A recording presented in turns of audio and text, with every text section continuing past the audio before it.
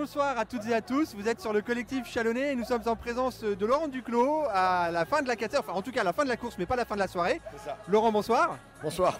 Bon, comment s'est passée cette course déjà? A priori bien, je vois beaucoup de sourires, beaucoup de gens ravis d'avoir passé un moment avec nous. J'en suis vraiment satisfait, je suis super surpris de l'engouement qu'a suscité la course cette année. On s'attendait à avoir maximum 3000 personnes, on a dû recommander de la poudre, refaire des dossards, refaire les t-shirts, enfin bref, on est monté à 3300 personnes, mais on a dû arrêter, refuser du monde, peut-être 200 ou 300 personnes, c'est absolument énorme.